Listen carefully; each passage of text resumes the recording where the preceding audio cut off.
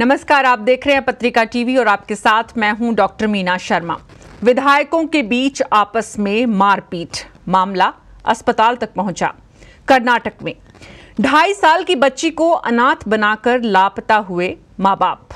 ये मामला राजस्थान के नागौर का। एयरपोर्ट पर फ्लाइट डाइवर्ट करने ने यात्रियों ने खूब मचाया हंगामा। ये खबर सूरत से, यानी बात दक्षिण की करें या पूर्व पश्चिम की, आम आदमी हो या खासम खास, आदमी के भीतर बैठा जानवर ही हर तरफ हावी नजर आ रहा है।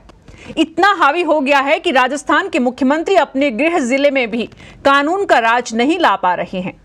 राजधर्म कहता है कि जनता ने बदली है सरकार तो बदलाव नजर आना चाहिए।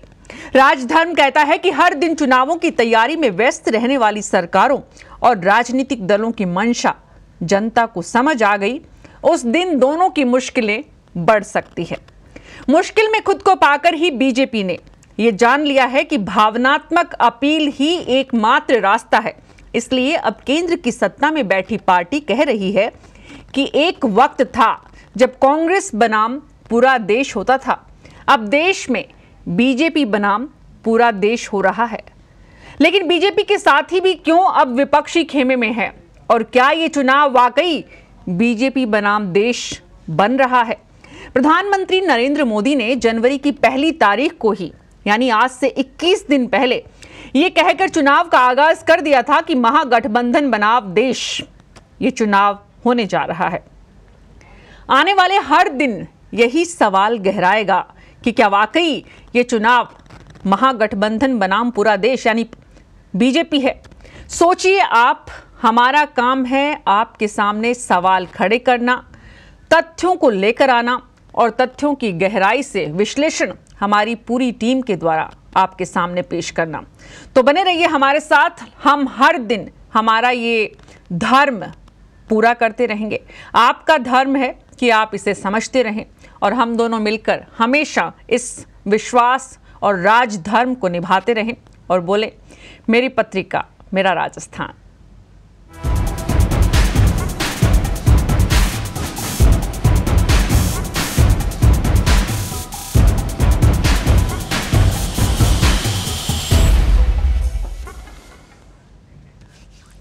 आप पत्रिका टीवी देख रहे हैं और आपके साथ मैं हूं डॉक्टर मीना शर्मा।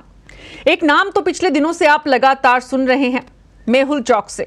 जी हां, ये नाम सुना है आपने पिछले लंबे समय से। पीएनबी घोटाले के आरोपी मेहुल चौकसी को भारत लाने की कोशिशें अब दूर की कौड़ी दिखने लगी है। हालांकि गुनाह चौकसी ने भारत की जमीन पर किया है, इसलिए उम्मीद कायम है कि वो दूसरे देश का नागरिक भले ही बन गया हो, लेकिन सरकार उसे प्रत्यार्पित करा सकेगी, यानी भारत ला सकेगी। भारत का पासपोर्ट सरेंडर कर मेहुल ने खुद को एंटीगुआ का नागरिक बताया है, जो उसने 2017 में ही वहां की सदस्यता नागरिकता ग्रहण की है। ध्यान दीजिएगा, 2017 में जब पूरे देश में तूफान मचा हुआ था, तब मुंबई मशीनरी की परमिशन से एंटीगुआ का नागरिक बन गया मेहुल चौकसी। उम्मीद करते हैं कि सरकार चौकसी की चौकसी करती रहेगी, लेकिन उस तरह से नहीं जैसे विजय माल्या, ललित मोदी और दूसरे आर्थिक अपराधियों की कर रही है। करे भी क्यों, हमारे यहां तो राजनेताओं और राजनीतिक दलों को सिर्फ फिक्र वोटों की है। लोकसभा चुनाव सिर पर है और वोटों की चिंता लाजमी भी हो सकती है, करनी पड़ेगी, लेकिन इस बीच आम आदमी के मुद्दे पीछे नहीं छूटे और आर्थिक अपराधी गिरफ्त से बाहर न जाएं, ये सरकारों को तय करना होगा। और अगर नहीं करेंगे तो विपक्ष की आवाज और मजबूत होगी, जो कि लगातार हो रही है। पश्चिम बंगाल में ममता के गढ़ में विपक्षी एकता रैली का जवाब देने भाजपा मुखिया अमित शाह जा रहे हैं, लेकिन विपक्ष में कर्नाटक से दक्षिण से आवाज उठी है, क्यों न ममता प्रधानमंत्री की कुर्सी के काबिल समझी जाए।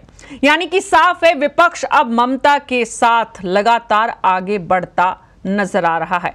वो एक अलग बात है कि राहुल गांधी, ममता बनर्जी, दक्षिण के क्षत्रप, उत्तर प्रदेश के क्षत्रप, इनमें से कैसे कौन सीटों को लेकर और कुर्सी को लेकर समीकरण बैठाएगा। लेकिन यह तय है कि आने वाले लगभग 65 दिनों में दिलचस्प हर दिन राजनीति मोड़ लेगी। हमारा काम है हर दिन आपके सामने लेकर आए उन तथ्यों को जो राजनीतिक रंग और समाज की तस्वीर दिखाते हैं। आपका काम है आप नजर बनाए रखिए। तो बोलिए मेरे साथ, मेरी पत्रिका मेरा राजस्थान।